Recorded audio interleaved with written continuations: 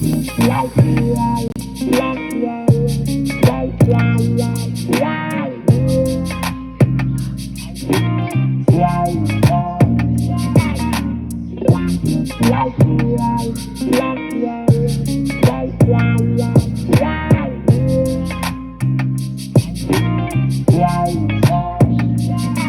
what's going on, y'all? I'm your boy Testify. And I'm Nspyre. And welcome to episode 1 of Aggra-Culture. Aggra-Culture. Yo, so, we've been talking about this for a while, been, thinking about how to get this whole thing started. Are you excited? I'm excited. I'm ready to jump right in.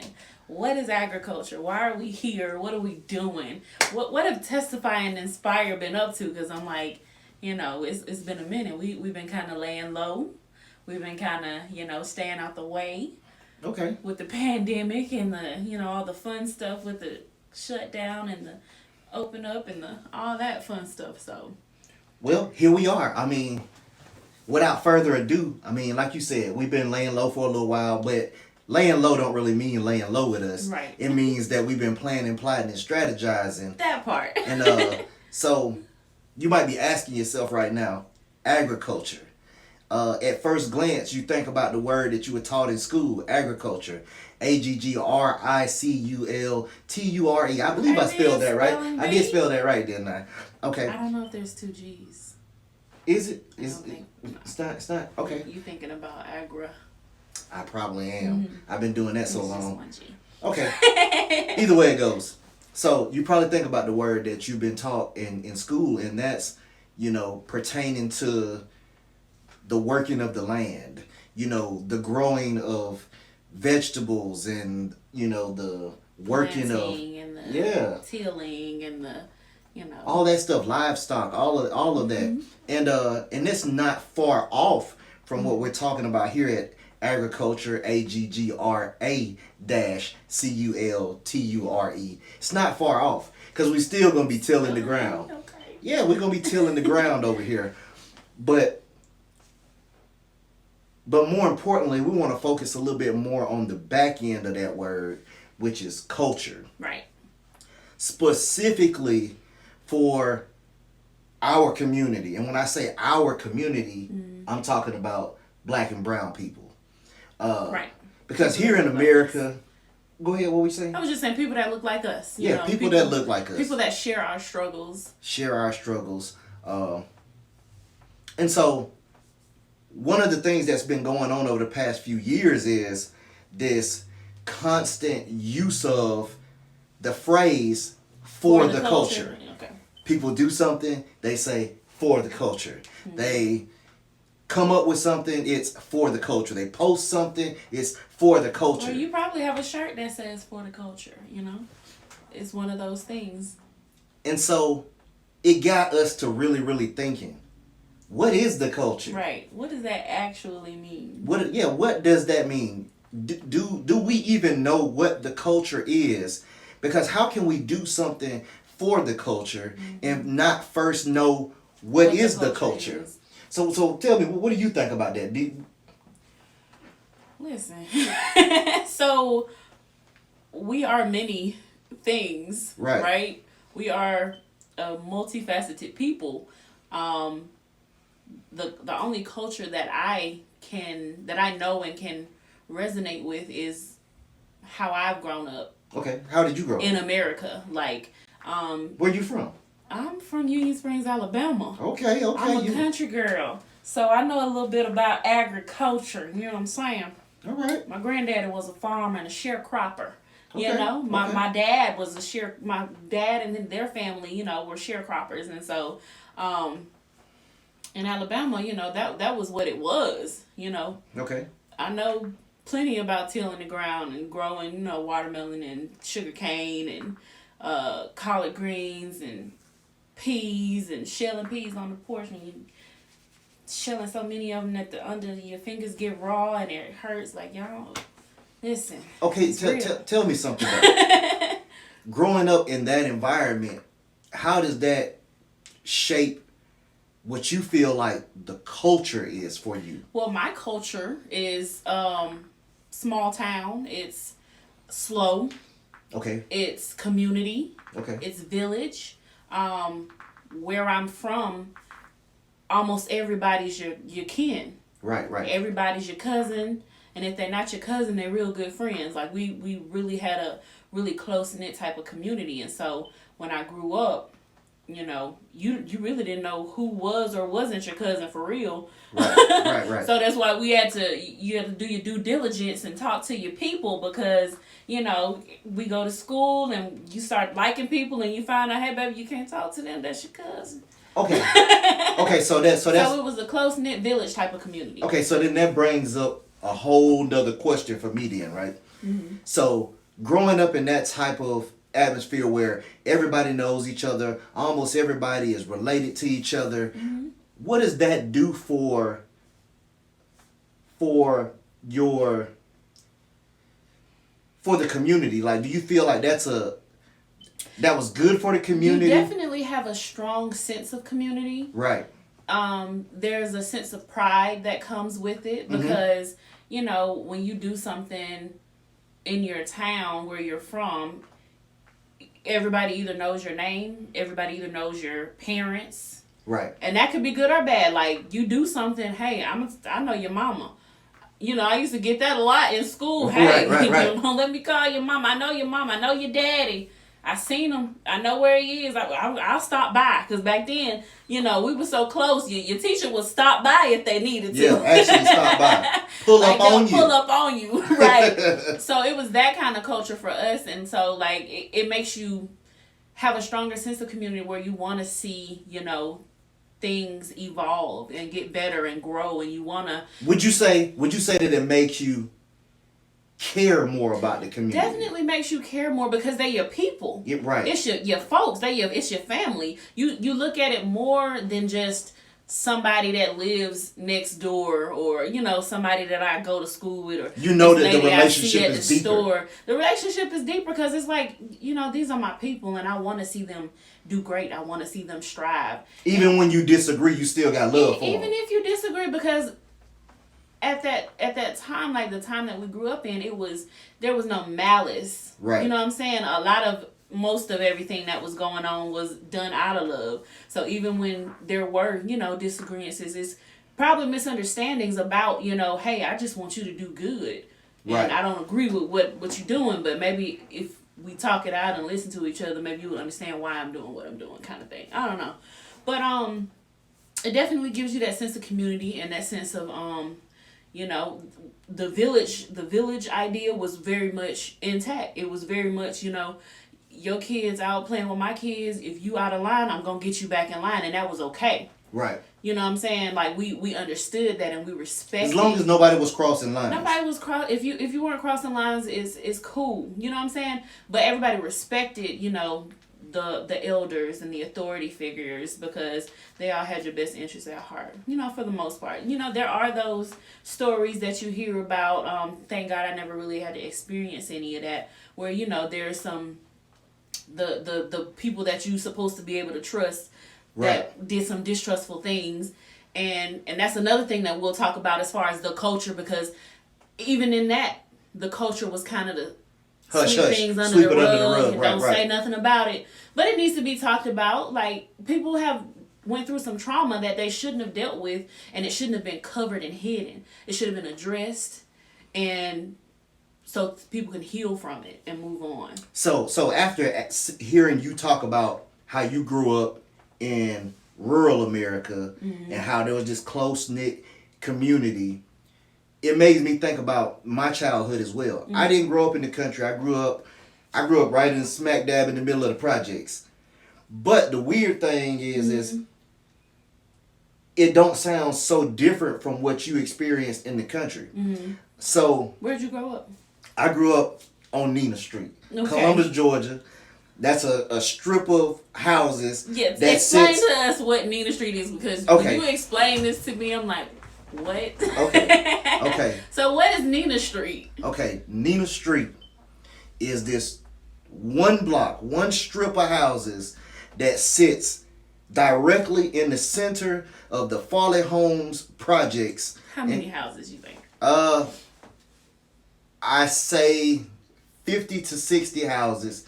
And I 50 might, to 60? You mean to tell me there were 50 or 60 houses on that street? yeah, I mean, so let's say anywhere between 40 and 60 houses on the street. Something like that. I never really actually counted it, but that's what I'm thinking. Okay. I didn't realize it because, like you said, it was in the middle of the Farley homes or whatever, So, like I was saying, I'm growing up in the projects. You grew up in rural America. Right.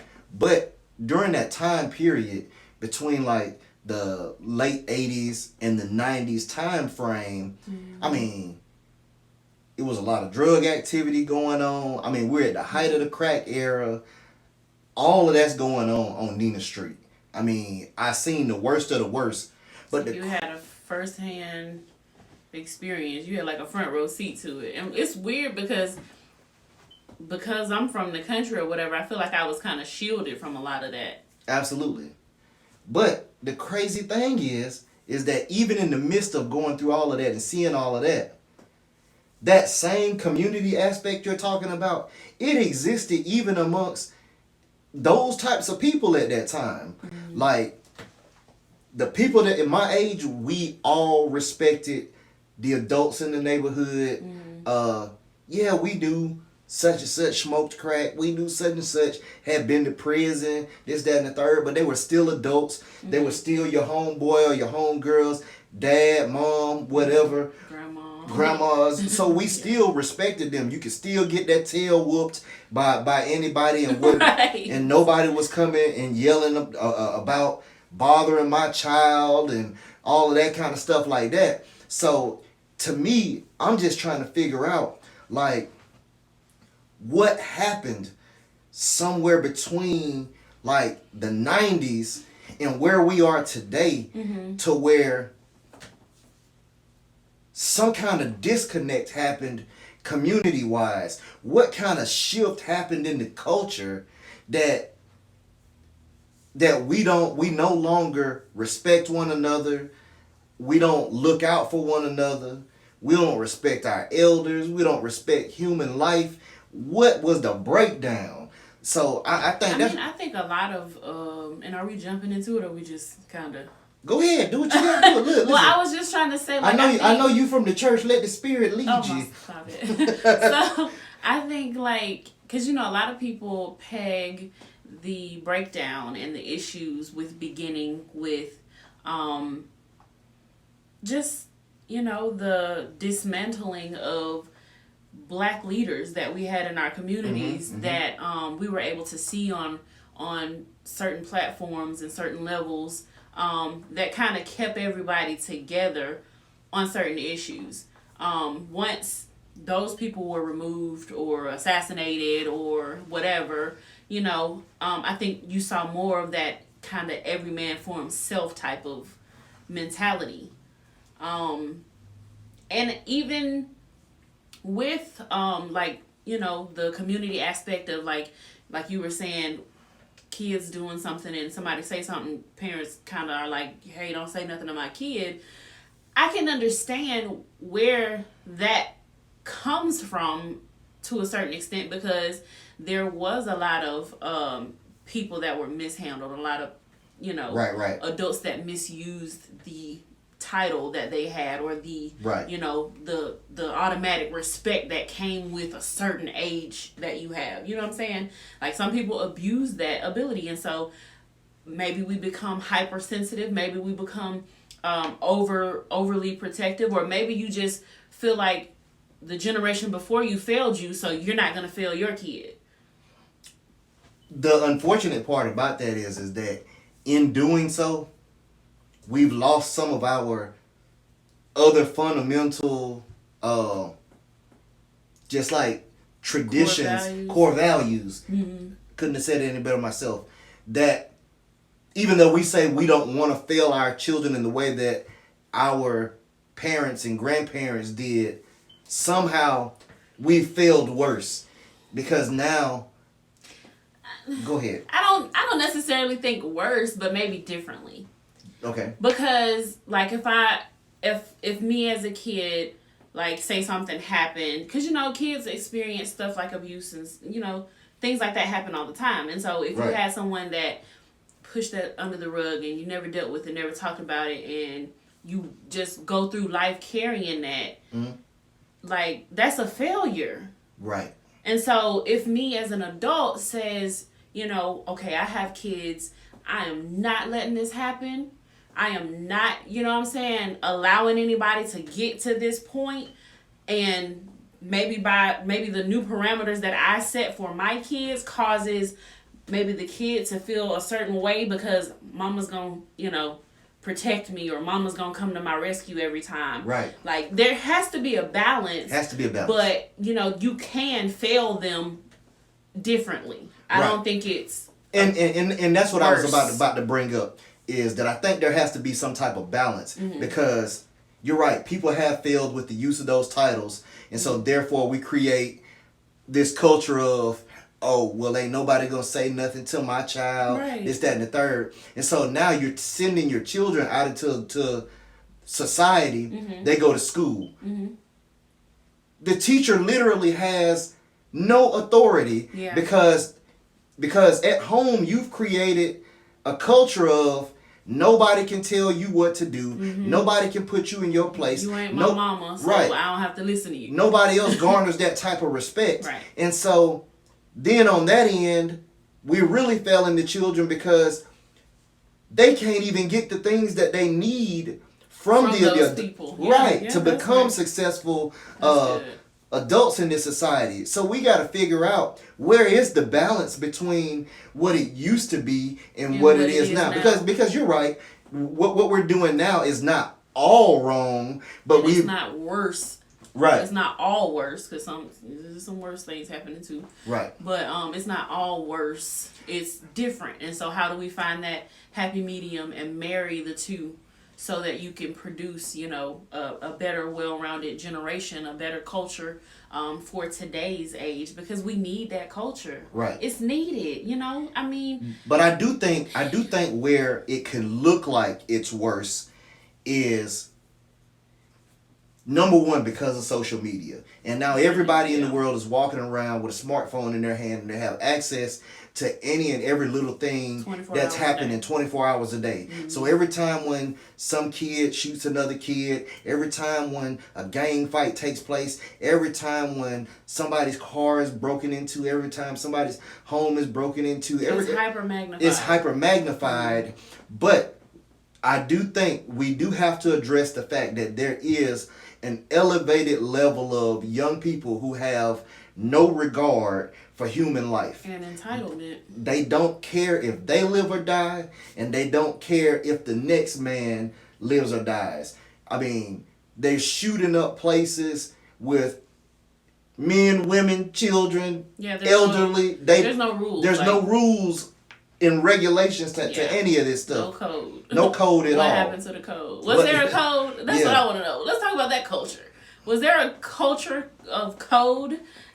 And, like, did people really go by it? Because, like, you know, you hear people talk about the code, you know, the street. Well, now you forcing me to tell all of the people who know me from this newfound life that once upon a time I was out there. And to answer your question, yes, there was a code. Okay. Did y'all really and follow yes, it? people lived by that code. Okay. There's always outliers. There's always people who gonna go rogue and do whatever they want to do. But ultimately, most people had respect for old people.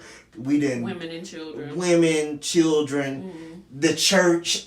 You know, people was in the street and they respected God. Like, Gotcha. now, you go and start talking to young people, they don't respect old people. They don't care about your kids. They don't care. Not even God. And so where does that come from? Like, the just no regard for life, and just, you know, just all the rules out the book. Like, what I don't even understand the purpose, because there's not even, like, it doesn't seem like there's a rhyme or reason to the killing. It doesn't seem like, you know, usually there's like, okay, it's gang related, my gang against your gang or whatever.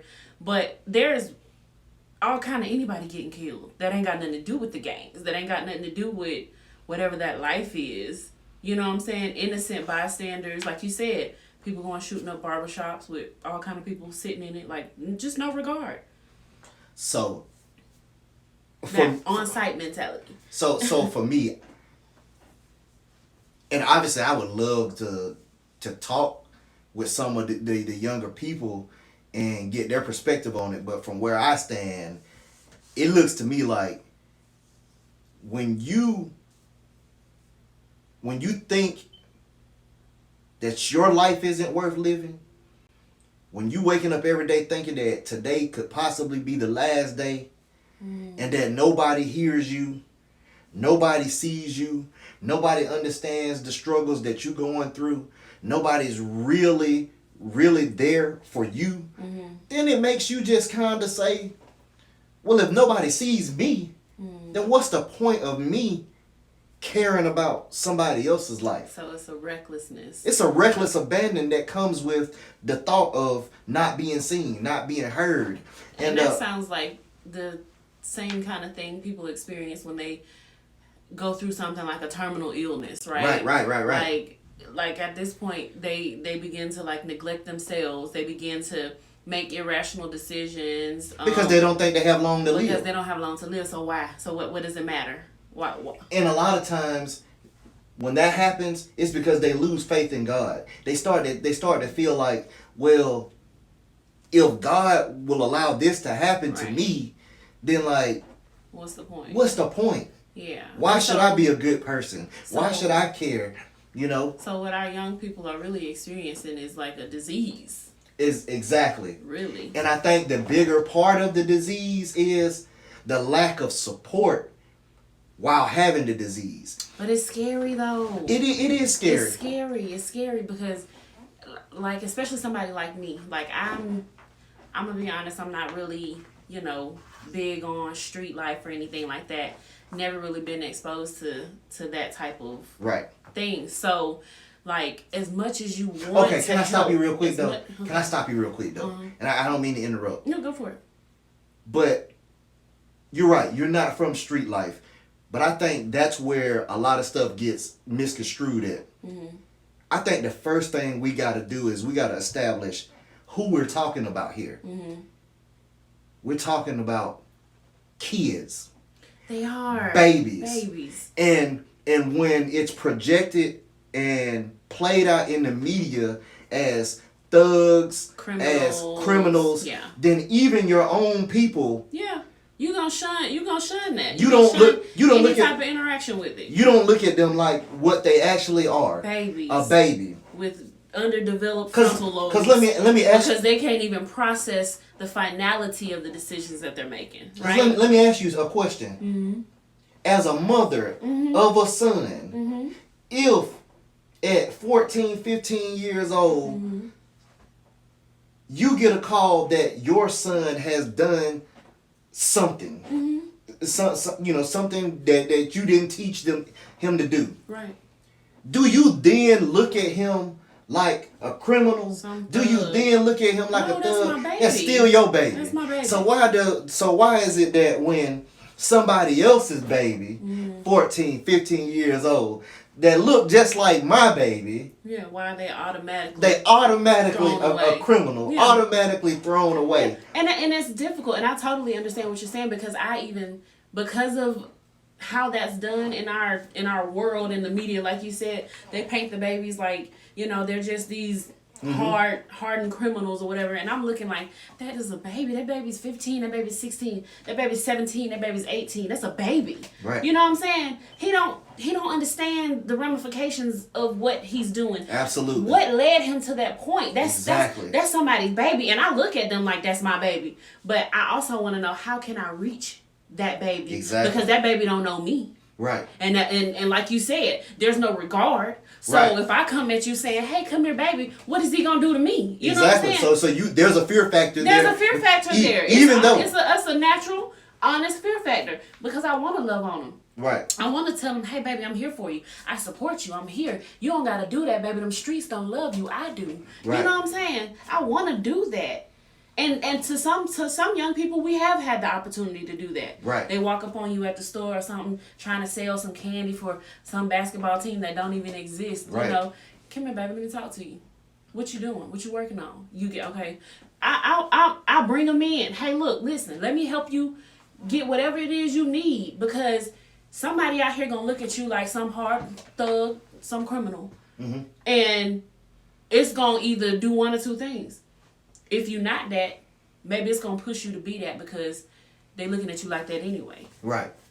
Or, you know what I'm saying, maybe them treating you that way will say, how, you know, well, maybe I need to change, you know, what I'm doing or how I'm approaching. But if you don't have anybody to guide you in that way, you're not thinking like that as a child. Right. You know what I'm saying? And I think when you look at it that way,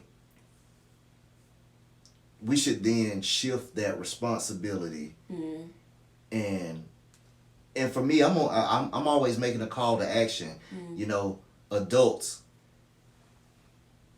It's on you. It's on us. Yeah.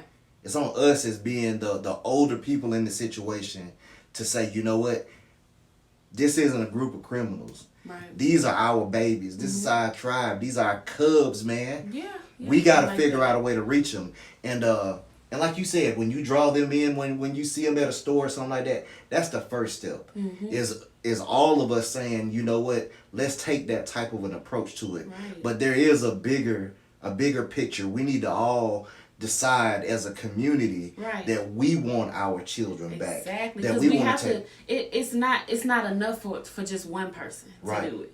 You know, everybody. Oh, you know, each one reach one. Listen, it's so far gone at this point that we have to apply maximum pressure. We have to apply maximum pressure. We have to collectively have a goal, have a plan, and put it into action, because these babies need us. And let's be honest, we the reason this thing has gotten out of control. Absolutely. And so we don't be the ones that have to get this thing back under control. We got to be the ones to take responsibility and hold ourselves accountable and say, you know what, it's up to us as the adults in the situation to get our community back in order. Yeah. You know, I wish we had more time to talk about it, but agriculture is not going away. We will be talking about this in greater detail. And all kinds of other topics. Yep. So we want you guys to weigh in. We want y'all to share your experiences. We want you to comment, chime in, let us know how you feel about it. Let us know if you agree or disagree. And if you do disagree, provide us with some solutions. Because it's not enough to just disagree. You know what I'm saying? It's not enough to just say, hey, I don't like that. Do something. Let's figure out a way. Absolutely. I am your boy Testify. I'm Nspyre. It has been wonderful talking to you guys. We missed y'all. We want y'all to follow us on Facebook and on Instagram and YouTube. On YouTube. Follow, like, subscribe, hit that notification bell, and we'll see you on the next one.